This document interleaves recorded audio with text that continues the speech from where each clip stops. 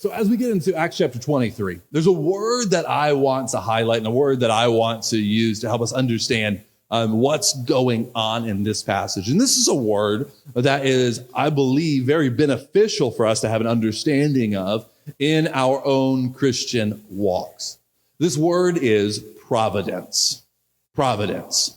We don't talk about this word a whole lot, but I think a lot of us, as we begin to explain it and understand it, it's a concept we'd be familiar with, but when we're not careful, we can set it off to the side.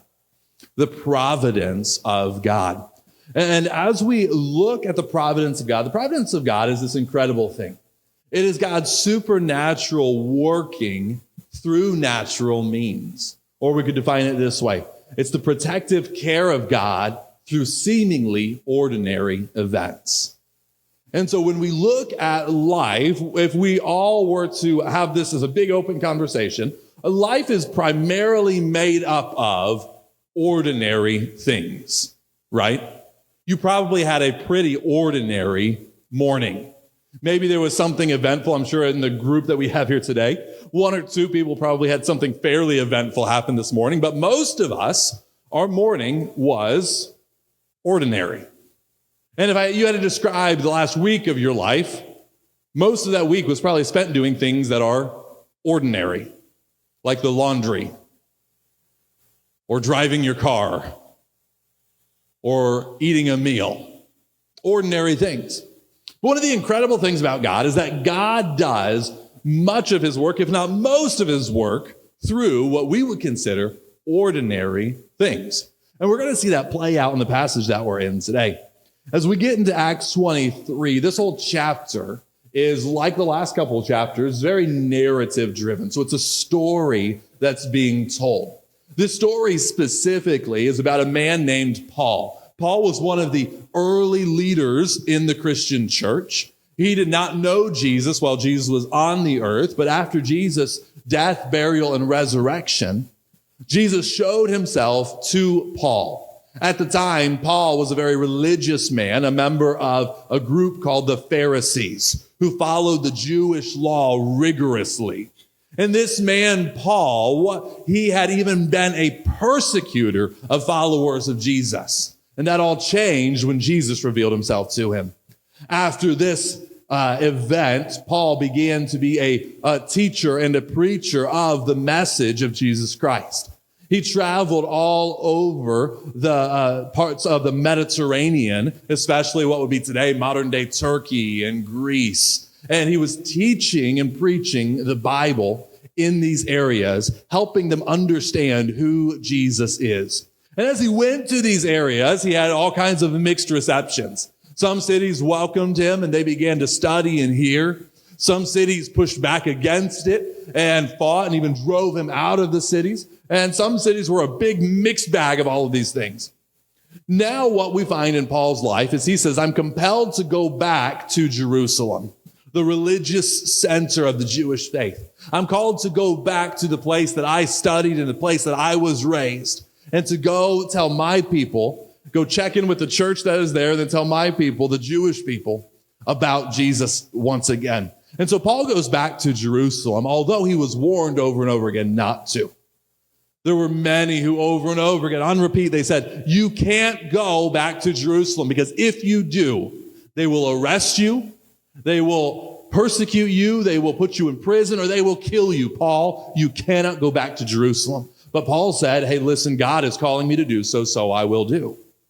And so we find Paul in Jerusalem. Sure enough, he is arrested, he is taken. The Romans actually come in and they save him from this mob and arrest him for causing a stir within the temple area. And now we find in chapter number 23 that Paul is being questioned by the Romans because they're trying to figure out what on earth is going on. They say, Paul, why are they trying to kill you? What did you do? And so they bring him and they attempt to interrogate him at the end of chapter number 22. As they begin to tie him up to be beaten, Paul makes a comment. He says, hey, is this lawful to do to a Roman citizen? And he says this because it was not. A Roman soldiers could take and they could beat without a trial. They did not have rights in those ways. But a Roman citizen had rights. And they had to go through the trial process before they were able to be beaten that way. And so they released Paul from that, and they merely imprisoned him. And so then the next day begins in actually verse 30 of chapter 22. The Romans are still trying to figure out what's going on. And so here's what they do. Desiring to know the real reason why he was being accused by the Jews, he unbound him, and this is he being the leader. We're actually going to find his name to be Claudius Listus here in chapter 23. But this leader of the Roman garrison there in Jerusalem. Desiring to know the real reason why he was being accused by the Jews, he unbound him and commanded the chief priests and all the council to meet. And he brought Paul down and set him before them. And as we read through this story, here's one thing that we're going to notice that's interesting about the providence of God, is we'll see these events take place and almost in a way that you can kind of read, it just so happened that. It just so happened that. While we know that there is someone orchestrating all of these events in a magnificent supernatural way. Watch how this plays out. And so he's being brought into this group. This group is called the Sanhedrin. Sanhedrin are this group of 70 elders and leaders among the Jewish people. They're made up of two groups, as we're going to see in a moment, the Sadducees and the Pharisees. And so now in front of the Sanhedrin, this divided room, Paul is introduced to the council in verse number 1. And many believe, for what it's worth, many believe that Paul had been a member of this group about 15 to 20 years before he converted to Christianity. In verse number 1, looking intently at the council, Paul said, "Brothers, I have lived my life before God in all good conscience up to this day." And the high priest, Ananias, commanded those who stood by him to strike him on the mouth. Then Paul said to him, "God is going to strike you, you whitewashed wall. Are you sitting to judge me according to the law? And yet contrary to the law, you order me to be struck?" Those who stood by said, "Would you revile God's high priest?" And Paul said, "I did not know, brothers, that he was the high priest, for it is written, 'You shall not speak evil of a ruler of your people.'" And so what we see here is we see Paul giving that immediate, that like fleshly reply, right? Paul is struck here in the council and Paul lashes out. And this was a violation of the law, and this was a fleshly reply, and probably a reply similar to what many of us would give if we felt like we were treated unjustly. But here Paul lashes back out, and they say, "Paul, don't you know that this is God's high priest? Don't you understand this is the high priest of your people?" And Paul gives this response, and there's a few different ways that we can interpret this response. Because Paul says, "Oh, I did not know." And if you're thinking Paul is very familiar with the religious landscape, how would Paul not recognize the high priest in this context? How would Paul not know that this was the high priest? There's a few different reasons for this. It's possible that Paul, as he's saying this, he's being sarcastic. Some people believe this, I don't think that's super likely. What's more likely is that the meeting that we're seeing here as it's being gathered is a relatively informal meeting. This is a last-minute meeting. It's not one of their regularly scheduled. It was, hey, we need to get together and figure out what's going on. And so often when they would gather, the high priest would wear special robes and garments. But here in this meeting, it's likely that he was dressed just like everybody else. In the same vein, what we actually understand about Paul is that Paul himself had some vision problems. Galatians chapter 4 speaks of a physical infirmity where Paul says of the Galatians, he says, "Listen, I know that there are among you those who, if you could, you would pluck out your own eyes and give them to me." Well, why would he say something that grotesque? Well, because Paul suffered from these vision problems. He's saying, if you could be a donor, you would. And so Paul here probably doesn't recognize, and if none of these make sense to you, listen, it's been about 20 years since Paul has been in Jerusalem. Things have changed. This man, Ananias, was not the high priest who was leading in the time that Paul was in the city. Ananias is different than, if you remember the trials of Jesus, there's a man named Annas. This is a different man. This is not the high priest who oversaw the death of Jesus. This is another high priest, one who was very wicked and who was corrupt, in fact. And so here, though, Paul expresses respect for the office here of the high priest in the scripture that speaks honoring. And I just think this is fascinating. This is a little bit of an aside. But here, what does Paul do? He goes back to the scripture and he says, it's written, you shall not speak evil of a ruler of your people. As we come into these last final couple weeks of an election season, how many of you guys are excited for November to be over? All right. Anybody just want the election to drag out a little longer? You're just enjoying this? It's like WWE with real stakes. You're just like into it, no? No, we're all like ready to be done. I am sick of every commercial coming up telling me all these things that I've heard 1,000 times already. But understand this with me. We respect those with God-given authority because authority is God-given. We respect those with God-given authority because authority is God-given. You know, above every throne and power that we can see, there are greater thrones and powers that we cannot see. And all of these culminate at one throne that's above every other throne. And we know the person, we know the one that occupies that throne.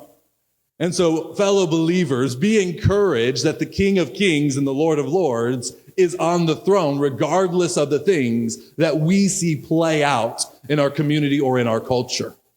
This is not an excuse for laziness or an excuse for uninvolvement, but this is encouragement that we are never outside of his, ready for the word, providence, even when we don't see it or understand it. And so we submit to and we pray for leadership because leadership is God-given and authority is God-given. As Paul is looking around the room in verse number 6, this is probably my favorite part in the whole passage. I'm going to be honest with you. I don't fully know the application to this part. I think it's just moving the story along, and we're going to just move the story along, but it's really entertaining. So watch what happens here. The Bible tells us in verse 6, when Paul perceived that one part were Sadducees and the other Pharisees, he cried out to the council. And I'm going to give you just a little bit of background before we read what he says, because it matters. In the Jewish culture of the day, there were three primary groups. There were the Pharisees and the Sadducees that we just read about. There's another group called the Essenes. The Essenes, they wanted no involvement in anything. What they like to do is they like to hide away and study.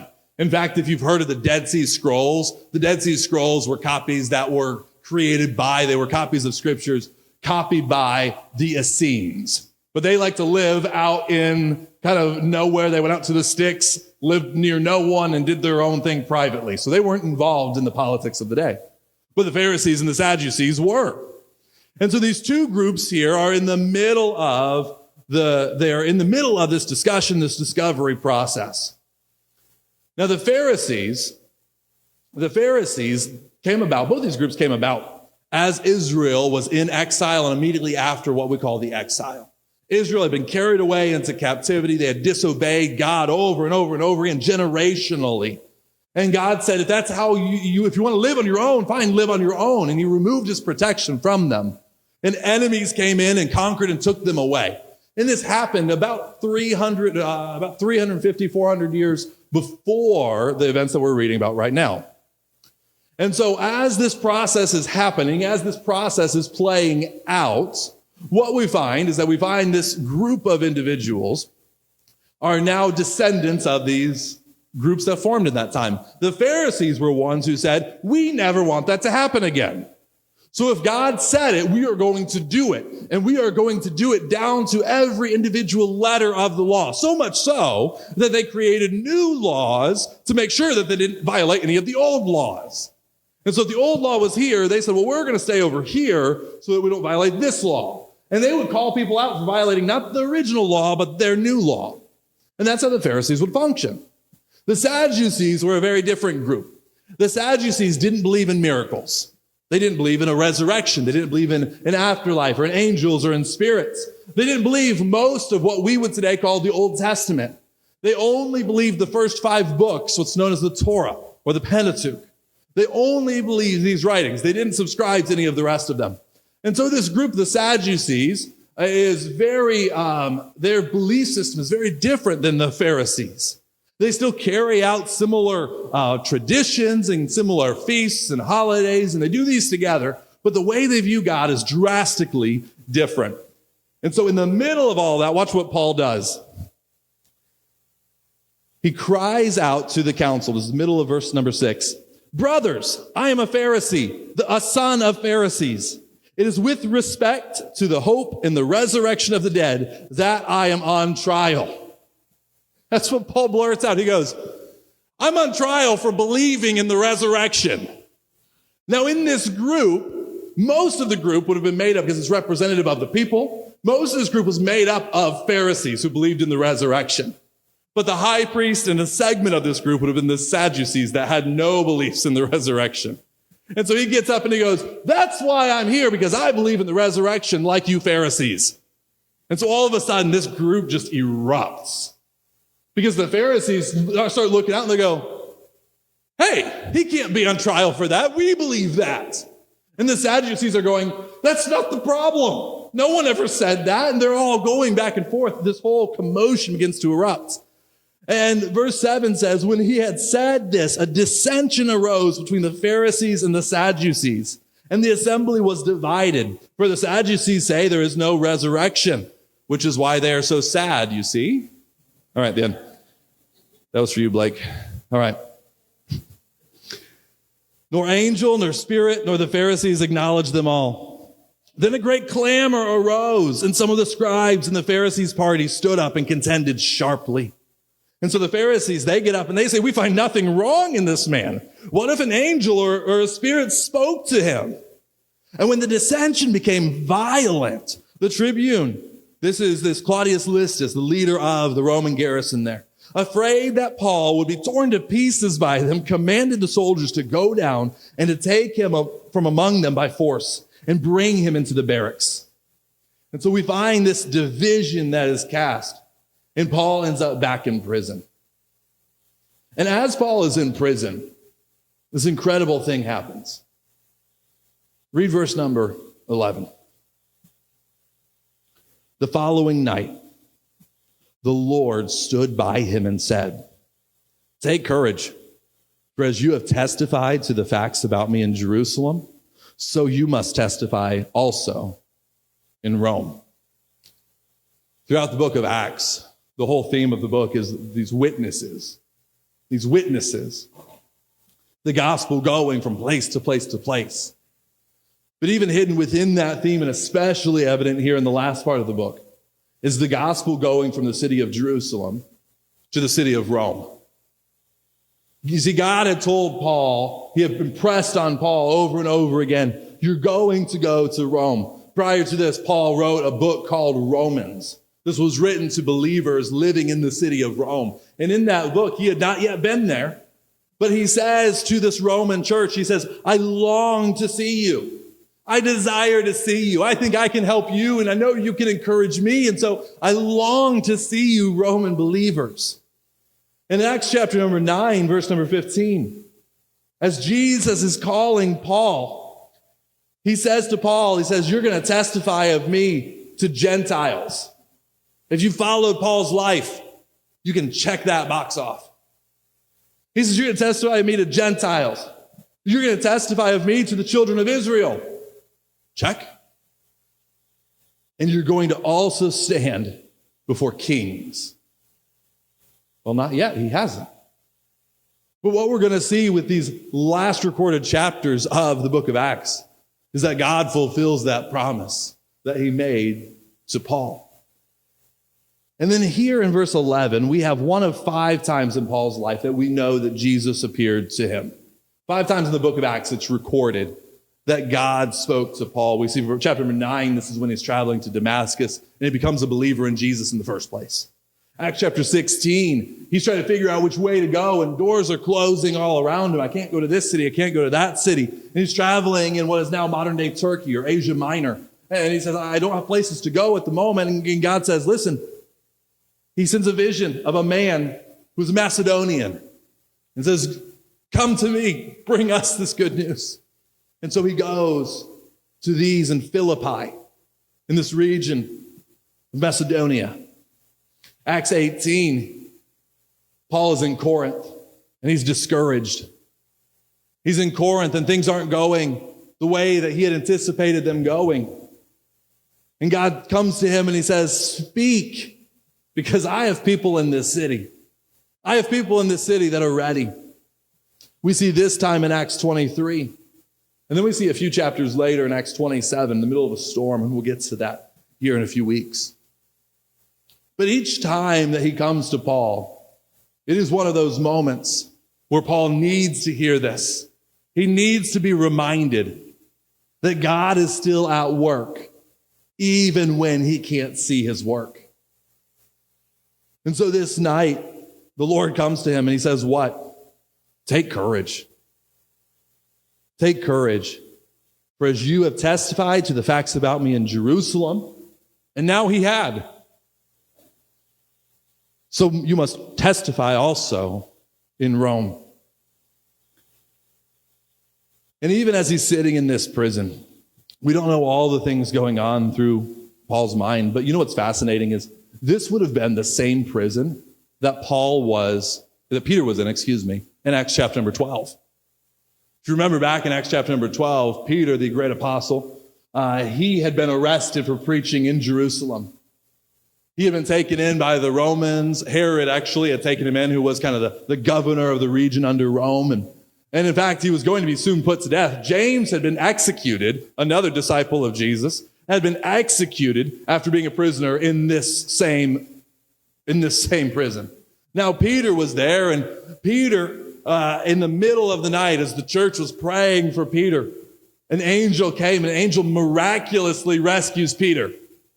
His chains fall off. He walks outside. It was so incredible to Peter that he said he thought it was a vision. He thought he was having this dream until all of a sudden he's outside and the angel vanishes and he looks around and goes, oh, that just happened. It was incredible. And now Paul, too many P names, guys.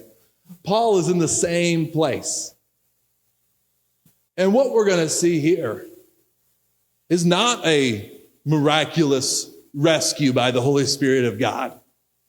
What we're going to see here is not this window of heaven opened moment. What we're going to see here is we're going to see God work in Paul's life through what we would consider ordinary events. But I want you to follow with me and understand this.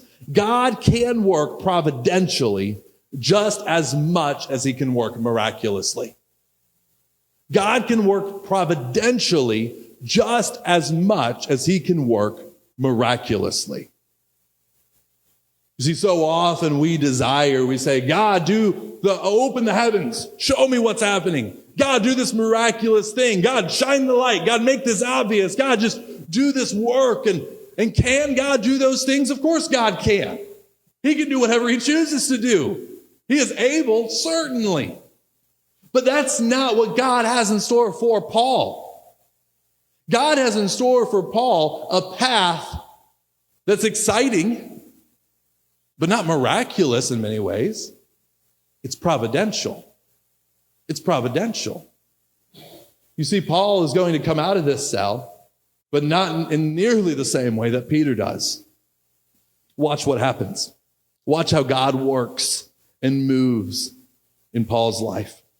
When it was day, the Jews made a plot and bound themselves by an oath neither to eat nor drink until they had killed Paul. And so there's this group of men. Verse 13 tells us there were more than 40 who made this conspiracy. They went to the chief priests and the elders, and they said, we have strictly bound ourselves by an oath to taste no food till we have killed Paul. Now, therefore, you, along with the council, give notice to the tribune, this is again Claudius, to bring him down to you, as though you were going to determine his case more exactly, and we are ready to kill him before he comes near. And so he says, hey, listen, we're going to be lying in wait. And so he goes to the same Sanhedrin, the one that Paul had just kind of made look like idiots the day before. They come to them and they say, hey, listen, we've got this. We've got this for you. You just call Claudius and say, hey, send Paul to us. We're ready to go back into this. We've gotten our things in order. And between the barracks and the meeting place, we will overtake Paul and the little guard that'll be coming with him because they won't be expecting us. And so we will go in and we will kill Paul before he ever gets to trial. And so they're plotting and scheming and doing all of these things, trying to end Paul's life. Now, it just so happened in verse 16, the son of Paul's sister.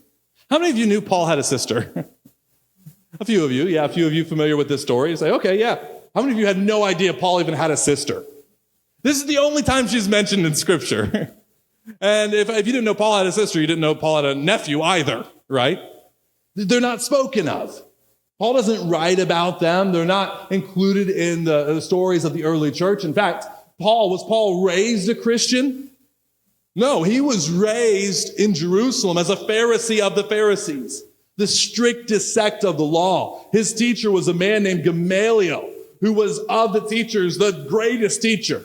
So this is the background for Paul. So it's very possible, if not probable, that the family is still here in this religious belief system, that they are still these Pharisees, that they are still abiding by these traditions and these laws. We don't know anything else about them. But we do know is the son of Paul's sister, Paul's nephew here, heard of their ambush. So he overheard them talking. And so he goes and he enters the barracks. He says, I got to see Paul. And he goes in and tells Paul. Paul grabs a centurion and says, take this young man to the tribune, for he has something to tell him. So he took him and brought him to the tribune and said, Paul, the prisoner, called me and asked me to bring this young man to you, as he has something to say. The tribune took him by the hand and going aside asked him privately, what is it that you have to tell me? And he said, the Jews have agreed to ask you to bring Paul down to the council tomorrow, as though they were going to inquire somewhat more closely about him. But do not be persuaded by them, for more than 40 of their men are lying in ambush for him, who have bound themselves by an oath, neither to eat nor drink till they have killed him. And now they are ready, waiting for your consent. So the tribune dismissed the young man, charging him, tell no one that you've informed me of these things. And so we find that Paul is about to be saved and rescued through a young man overhearing a conspiracy to take his life. Now, that's not nearly as flashy as Peter walking through prison bars, chains falling off of his hands. It's not as wow of a story, but it's a pretty great story. But everything that we just read is pretty ordinary. Someone hearing a conversation, someone telling someone else, someone passing this word. Like, what miraculous thing. But this is the providence of God. This is God orchestrating the way that things move and play out and the way that lives are touched and affected and changed. You see, God does great work through seemingly ordinary means.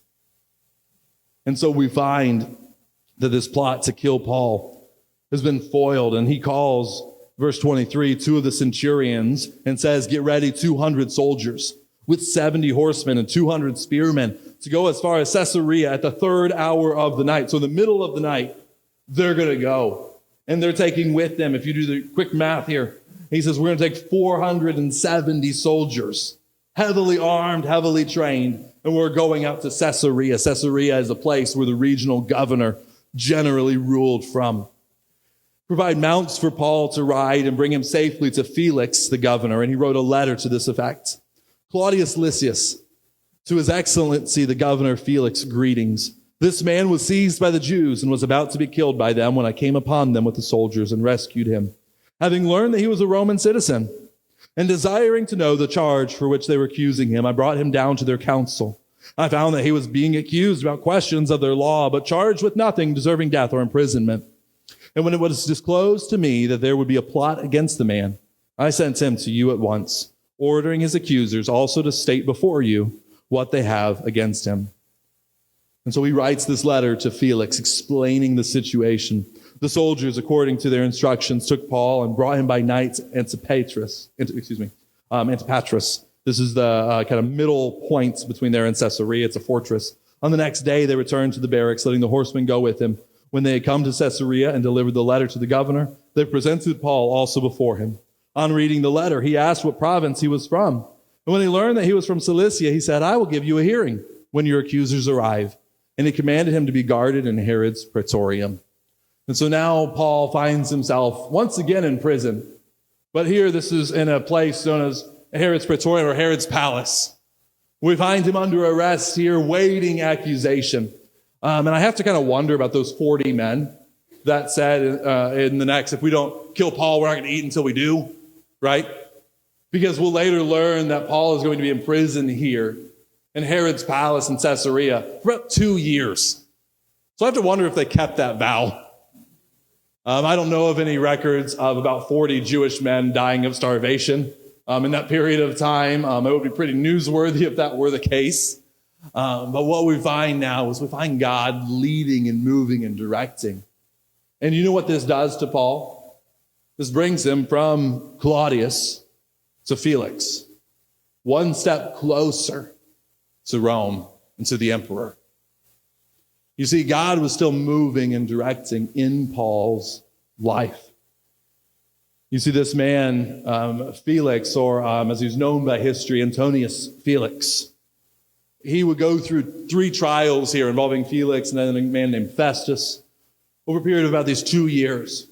Felix is the successor to a man whose name you might recognize, Pilate, the one who allowed Christ to be crucified a couple of decades before. This is the same position, the same authority here that has been given to him. This Felix, he's a former slave. He knew the crucifixion. He knew stories of the resurrection. And now Paul is about to testify before him. But we'll get into some of that next week. Before we do, I want to go back to verse number 11. What are the words of God to Paul as all of this is taking place? Take courage, for as you have testified to the facts about me in Jerusalem, so you must testify also in Rome.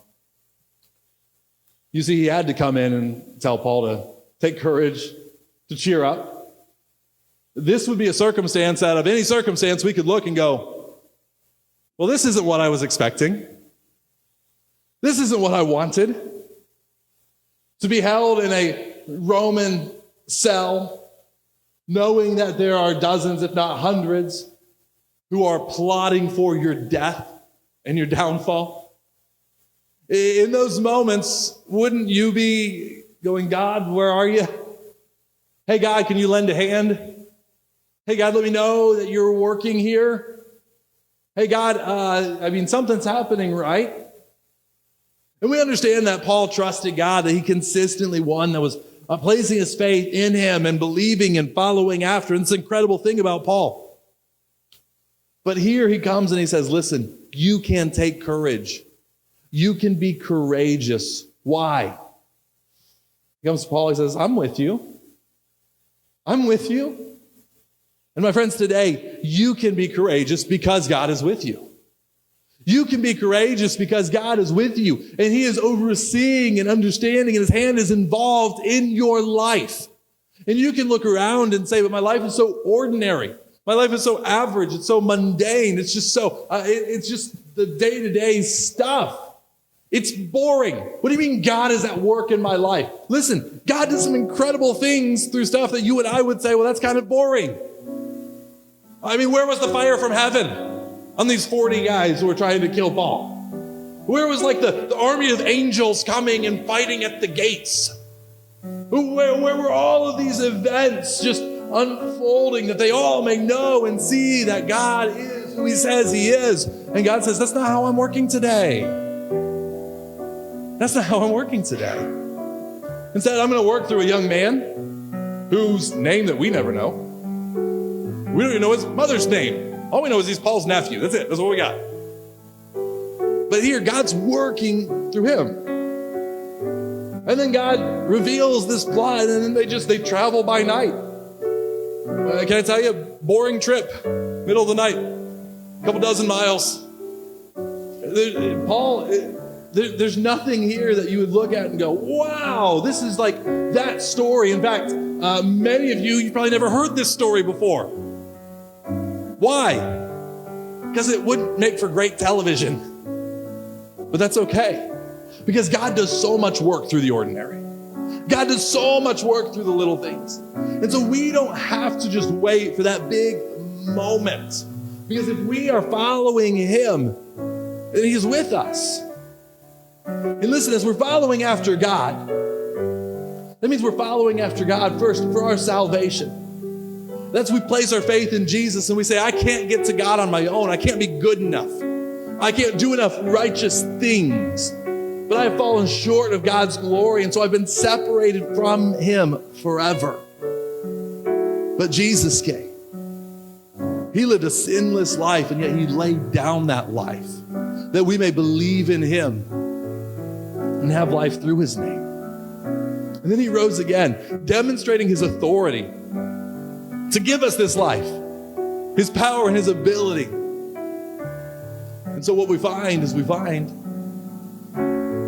God working. We find God working through Jesus Christ. We have the opportunity to follow him in salvation. We also have the opportunity to follow him in our surrender.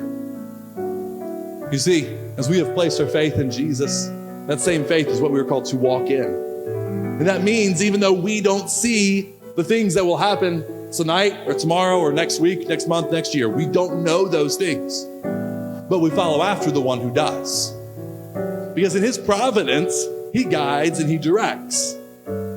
He moves and he asks us to follow him. And as we follow him, we're with him. We're with him.